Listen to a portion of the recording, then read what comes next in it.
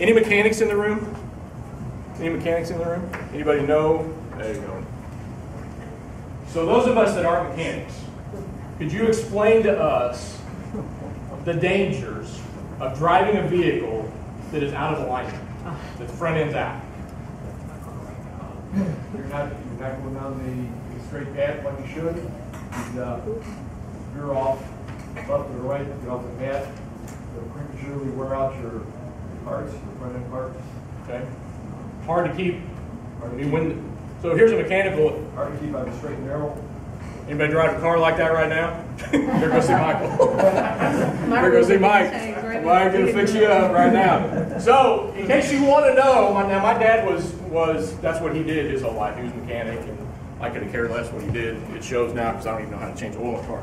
But he specialized in front end alignments, and what that does is if your wheels get out of whack, then you can't just sit back and cruise down the road like this, because you're getting pulled this way and you're kind of getting pulled that way. So, am I right? A little bit harder. You got to double fist it to keep right here. Anybody want to know what that has to do with lesson? Kind of, you know. We, as individuals, are not in alignment with God. You should have known that that's where I was going. Because what happens is when we're driving down the road, and this is the center of the road, and this is what we're supposed to be focused on, we've already talked about this morning that because busy and time and everything else, all of a sudden, we start veering off of here. And the longer you go without getting your front end worked on, the harder it is on the vehicle, because things begin to break down, right? But why does culture seem to grab? Again, because culture wants us to do more so that we can accomplish more, so that we can buy more. And then we got to do more so that we can accomplish more, so that we can buy more. And it's this awful, vicious circle. Hi. And it decreases our margin. It decreases our margin because we're spinning around like this, and all of a sudden it's Sunday morning, and oh my gosh, we forgot to spend 5 minutes a day with God, even though we promised that we would do it, but things got in the way, and here we are again.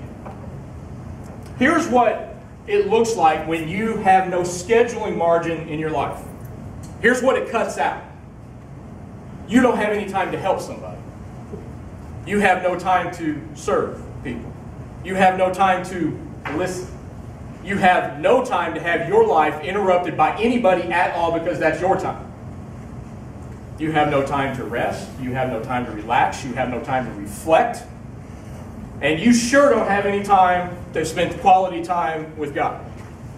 So when your schedule doesn't allow you to have margin, those are the things that suffers. Turn to the book of Ephesians. Carrie said, absolutely. Absolutely. Carrie added family to that. When you have no scheduling margin time, your family suffers as well. So, turn to the book of Ephesians, chapter 5. And this is where we are going to start.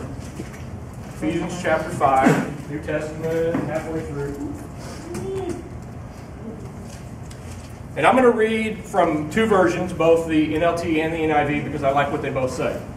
So, NLT first, New Living Translation.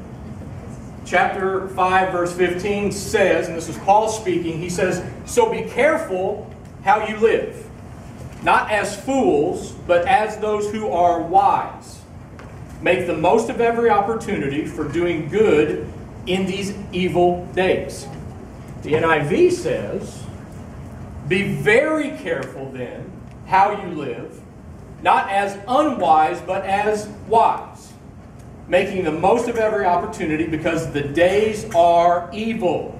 Therefore do not be foolish, but understand what the Lord's will is." Anybody know who Andy Stanley is? Yeah, uber, super great man of God, pastor.